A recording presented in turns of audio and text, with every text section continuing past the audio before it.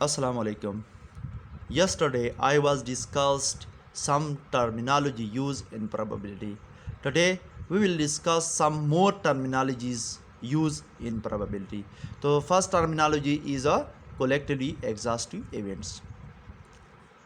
The events are said to be collectively exhaustive events when the union of mutually exclusive events is equal to the entire sample space. दो events को हम एक collectively exhaustive events कहते हैं अगर उनका union उसी sample space के बराबर होगा।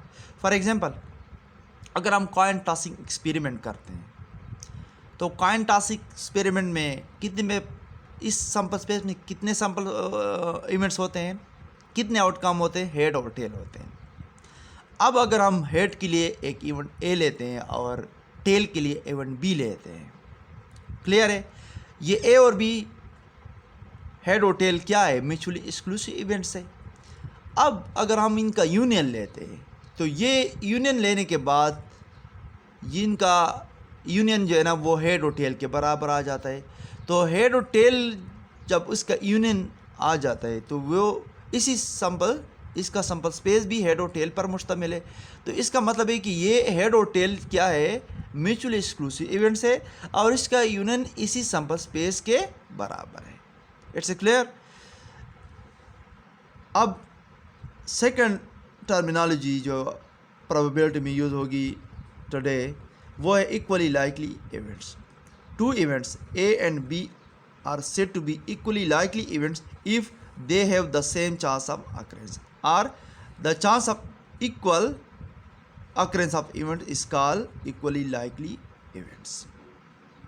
दो इवेंट्स ए एंड बी को हम क्या कहते हैं, इक्वली लाइकली इवेंट्स कहते हैं अगर उनका चांस क्या हो, इक्वल हो, यानी चांस ऑफ अक्रेंस क्या हो उनका इक्वल हो, चांस ऑफ अक्रेंस क्या हो उसका इक्वल हो। फॉर एग्जांपल, अगर आप कॉइन टॉसिंग एक्सपेरिमेंट करते हैं या डाइस रोलिंग एक्सपेरिमेंट करते हैं तो कॉइन टॉसिंग एक्सपेरिमेंट में हेड और टेल के इक्वल चांस होते हैं। हेड भी आ सकता है, टेल भी आ सकता है। तो इसका मतलब इसका इक्वल चांस है और इसका इक्वल चांस 1/2 के बराबर है। यानी हेड के चांस क्या है, 1/2 है और टेल के चांस भी क्या है, 1/2 है। सिमिलरली डाइस रोलिंग एक्सपेरिमेंट में सैंपल स्पेस में कितने आउटकम होते हैं, 1 से लेकर 6 तक होते हैं।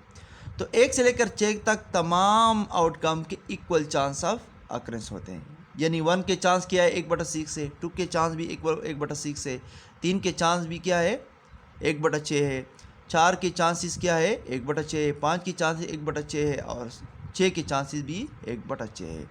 तो इक्वली लाइकली इवेंट्स उनको कहते हैं जो इक्वली प्रोबेबल हो, जिसके इक्वल चांस ऑफ अक्रेंस हो। ओके, अब हम डिस्कस करते हैं नॉट म्यूचुअली एक्सक्लूसिव इवेंट्स।